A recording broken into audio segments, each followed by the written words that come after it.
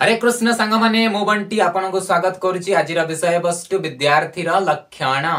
विद्यार्थी मुख्यतः 5 गोटी लक्षण अच्छी जोटा कि मु जानी आपण भी जानी किंतु खाली जानिले हम कि पालन करने दरकार ना किंतु आमे करंतिनी। जदि कही जणे मनीष ता जीवन रे ना बहुत किसी जिनिस जानी थाए what is right and what is wrong कौन ठीक कौन भूल मनीष को जना थाए किंतु मनीष करे नाही पालन करे नाही।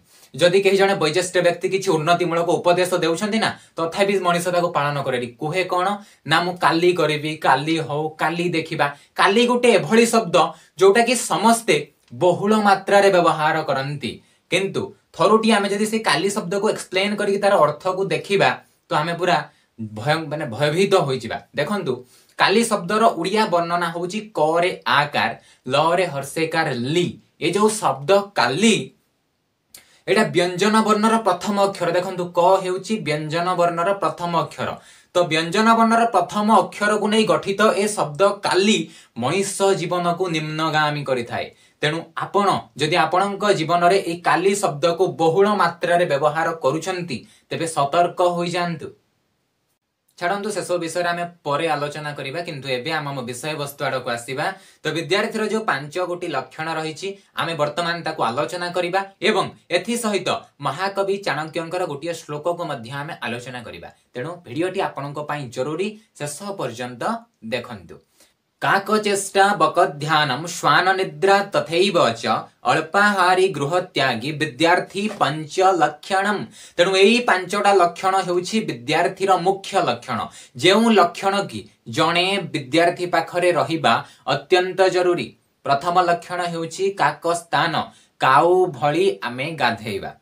मुख्यतः आमे कौन करती ना गाधेइबा समय आमे बहुत समय को नष्ट करती कहीं कहीं अध घंटे घंटाटे मध्य गाधेई थांती झियो पिला मानकर मुख्यतः गाधेइबार अधिक समय नष्ट हुए किंतु आपण देखिथिबे काउ जते बेले नदी को गाधेइबा पई जाए से पानी रे पसिबो बाहरिबो सांगे तो सेही भली 5 रु 10 मिनिट भितर आमे गाधुआ काम को शेष करी आमे आम पाठ पढ़िबा काम रे समय को लगेइबा। तापर आसिला बक ध्यान। बक ध्यान कौन ना आपण देखिथिबे जतेबेले कोनोसी जल प्रपात रे बग माछ को धरे पूरा फुल फोकस रे से थिबो माछ आसीबो एवं माछ को से झांपी के धरि पकेबो। सेही भली जेतेबेले भी आपण पाठ पढुछंती आपणकर मन ध्यान प्राण देईकी पाठ पढंतु। आपणकर मन गुटे जगह रे थिबो शरीर गुटे जगह रे थिबो सेमिति रे पाठ हबो नै निजर मन ध्यान सब किछि पाठ को देले ही पाठ हबो। तापर तृतीय लक्षणटी हेउछि श्वान निद्रा कुकुर भली शोइबा। केमिति देखिथिबे आपण कुकुर जतेबेले शोइथिबो से जते भी निदरे शोइथाउ ना काहेकि जदि गोटे पत्र भी ता सामना रे पड़िबो तो सेही साउंड रे भी से उठी पड़िबो किंतु आजिकाली पिला माने कोन करंती ना शोइथिबे तो जेमति कि माने राती शोइबे से सकाळ 9टा पर्यंत घरे डाक न पकेले से आ उठिबेनी किंतु जने विद्यार्थी एभली शोइबा दरकार से हठात जेमिति उठी पारुथबो निद्राजित हवा दरकार। जने विद्यार्थी कुकुर भली शोइबो टिकिए साउंड रे भी उठिकी पाठ पढ़ी बसिबो का श्वान निद्रा। तापर आसिला अल्पाहारी।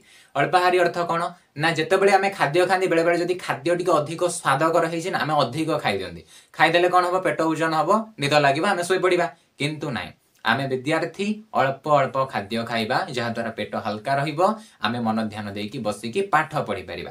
तापर आसिला गृह त्यागी।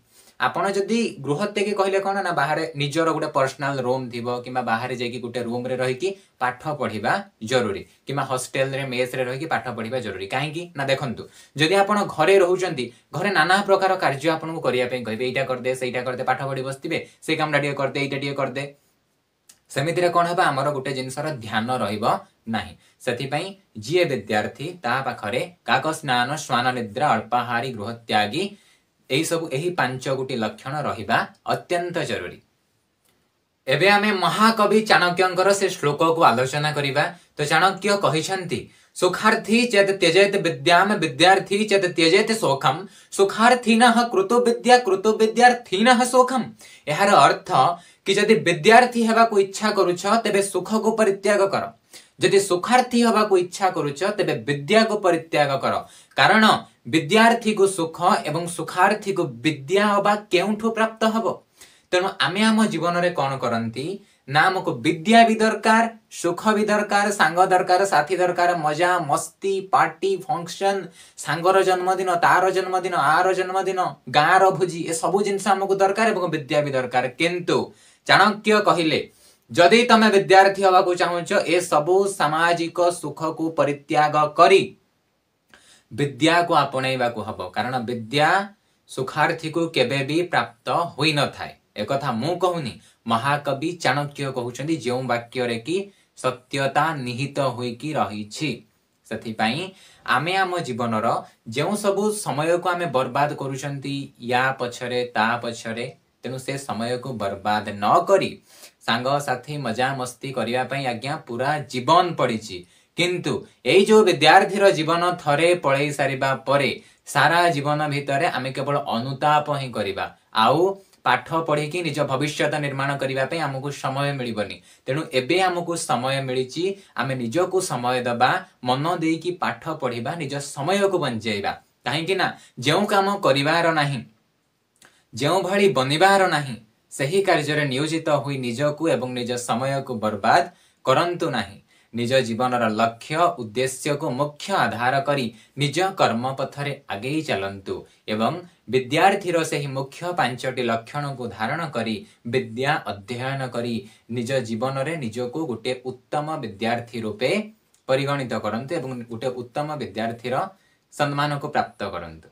तो सांग माने आज पई एतिकी। जदि भिडियोटी भल लागिछि तबे भिडियो को लाइक करंतु, कमेंट करंतु एवं एही भली जरूरी भिडियो देखिबा पई चैनल को सब्सक्राइब करी चैनल सहित जोड़ी होई रहंतु एवं निज संकीर्ण मनोभाव को समाप्त करी भिडियो को बहुमात्रा रे शेयर करंतु, जहा द्वारा कोन हबो ना आपण परिवर्तन हबा सहित आपनको सांग मध्य किछि मात्रा रे परिवर्तन होई परिबो, जहार पुण्य फल आपनको प्राप्त हबो। सेति पई आज भिडियो को शेयर करंतु। रहुछि हरे कृष्ण।